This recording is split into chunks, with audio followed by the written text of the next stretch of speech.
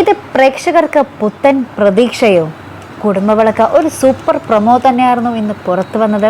ആദ്യം തന്നെ കാണിക്കുന്ന നമ്മുടെ പരമശിവത്തെയാണ്. പരമശിവൻ നമ്മുടെ ദീപുവിൻ്റെ വീട്ടിൽ വന്നിട്ട് ആ കടം വാങ്ങിച്ച പൈസ എത്രയും വേഗം തിരികെ തരണം എന്നിങ്ങനെ പറയുന്നുണ്ട് കേട്ടോ. അപ്പോൾ ദീപു പറയുന്നുണ്ട് എനിക്ക് അതിനുള്ളൊരു യാതൊരു വകുപ്പും ഇല്ല ഇപ്പോൾ തരാനുള്ളതെന്ന് പറയുന്നുണ്ട്. അപ്പോൾ നമ്മുടെ പരമശിവൻ പറയുന്നുണ്ട് എന്നാൽ അതിന് സാധിച്ചില്ലെങ്കിൽ സിദ്ധാർത്ഥൻ്റെ ആ ശ്രീനിലയം വാങ്ങാനുള്ള നീക്കം അത് മുടക്കണം എന്നിങ്ങനെ നമ്മുടെ പരമശിവം ഇങ്ങനെ ദീപുവിൻ്റെ അടുത്ത് ഇങ്ങനെ കട്ടായം പറയുന്നുണ്ട് കേട്ടോ.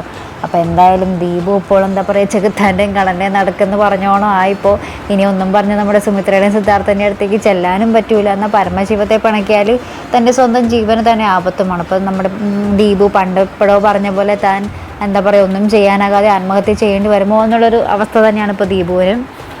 അപ്പുറത്ത് നമ്മുടെ സുമിത്ര നമ്മുടെ പൂജയെ വിളിക്കുന്നുണ്ട്. എന്നിട്ട് പറയുന്നുണ്ട് മോളെ പിരിഞ്ഞിരിക്കുന്നുണ്ട്, എനിക്ക് സങ്കടമുണ്ട്, പക്ഷേ എനിക്കിവിടെ ഒന്നും ചെയ്യാൻ സാധിക്കില്ല, അവരോട് ഇറങ്ങിപ്പോകാൻ പറയാൻ എനിക്ക് കഴിയില്ല, അപ്പോൾ മോളത് മനസ്സിലാക്കണമെന്നൊക്കെ പറഞ്ഞ് നമ്മുടെ പൂജയോട് പറയുന്നുണ്ട്. അപ്പോൾ പൂജ മറുപടി ഒന്നും പറയുന്നില്ല കേട്ടോ. സുമിത്ര എപ്പോഴും എന്തോ കൈയഴുകി പൂജയെ പറഞ്ഞയക്കുന്ന ഒരു ഭാവം തന്നെയാണ് അവിടെ കാണുവാൻ സാധിക്കുന്നത്. സുമിത്ര പ്രത്യേകിച്ചൊന്നും പറയുന്നില്ല ചെയ്യുന്നില്ല, എനിക്കൊന്നും ചെയ്യാൻ പറ്റുന്നില്ലെന്ന് മാത്രം സുമിത്ര പറയുന്നുള്ളൂ. അപ്പോൾ പൂജ എത്ര നാൾ ഇനി പിരിഞ്ഞ് നിൽക്കേണ്ടി വരും, ഇനി പിരിഞ്ഞ് ഇനി സുമിത്രയെ ഉറ്റശത്രുവാകുമോ പൂജയുടെ എന്നൊക്കെ നമുക്ക് കാത്തിരുന്ന് തന്നെ കാണേണ്ടതുണ്ട്. അവസാനം നമ്മുടെ അപ്പു നമ്മുടെ പൂജയെ കാണാൻ വരുന്നതും അപ്പോൾ നമ്മുടെ പൂജ ആദ്യം കാണില്ല പങ്കജിനെ ആയിരിക്കും കാണുന്നത്. അപ്പോൾ പങ്കജ് ഇങ്ങനെ അപ്പുവിനെ എത്രയും വേഗം പറഞ്ഞു വിടാനുള്ളൊരു നീക്കത്തിലായിരിക്കും. പങ്കജ് ഇങ്ങനെ പറയും നിൻ്റെ അച്ഛൻ എന്ത് ചതിയാടാ ചെയ്തത്, ജീവിച്ചിരിക്കുന്നവർ മരിച്ചെന്നൊക്കെ പറഞ്ഞ് അത് ഭയങ്കര തെറ്റല്ലേടാ എന്നൊക്കെ പറഞ്ഞിങ്ങനെ കുറേ പറയുന്നുണ്ട് കേട്ടോ. സ്വന്തം അമ്മ പറഞ്ഞിട്ടാണ് ഈ കാര്യങ്ങളൊക്കെ പറഞ്ഞതെന്ന് ഓർക്കണം.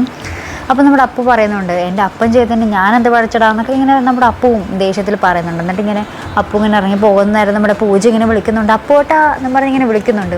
അപ്പോൾ ആ ഒരു വിളിയിൽ ആ ഒരു പ്രതീക്ഷ കാണിച്ച് നമ്മുടെ അപ്പു തിരിഞ്ഞ് നോക്കുന്നുണ്ട്. പൂജ എന്നെ വിളിച്ചിരിക്കുന്നു എന്നൊക്കെ ചോദിച്ചിരുന്നു. അപ്പോൾ പങ്കജം ഒന്ന് ഷോക്കായിട്ടോ, പൂജ എന്തിന് ഇവനെ വിളിക്കണം എന്നൊക്കെ പറഞ്ഞ് പങ്കജം ഒന്ന് ഷോക്കിൽ നിൽക്കുന്നുണ്ട്. എന്തായാലും ഇതിപ്പോൾ പ്രേക്ഷകർക്ക് പ്രതീക്ഷ നൽകുന്നതാകുമോ, അല്ലെങ്കിൽ വീണ്ടും അപ്പുവിനെ കുത്തി നോവിക്കാനാകുമായിരിക്കുമോ നമ്മുടെ പൂജ വിളിക്കുന്നതെന്നൊക്കെ നമുക്ക് കാത്തിരുന്ന് തന്നെ കാണേണ്ടിയിരിക്കുന്നു. അപ്പോൾ എന്തായാലും ഒരു കിടിലൻ പ്രൊമോ തന്നെയായിരുന്നു, കിടിലൻ എപ്പിസോഡുകൾ തന്നെയാണ് ഇനി വരാൻ പോകുന്നത്. അപ്പോൾ അതിനായിട്ട് നമുക്ക് കാത്തിരുന്ന് കാണാം. അപ്പോൾ ഇതുപോലുള്ള പ്രൊമോ റിവ്യൂസിനും എപ്പിസോഡ് റിവ്യൂസിനുമൊക്കെ നിങ്ങൾ മറക്കാതെ ചാനൽ സബ്സ്ക്രൈബ് ചെയ്യുക. അടുത്തൊരു വീഡിയോയുമായി വരുന്നത് വരയ്ക്കും ബൈ.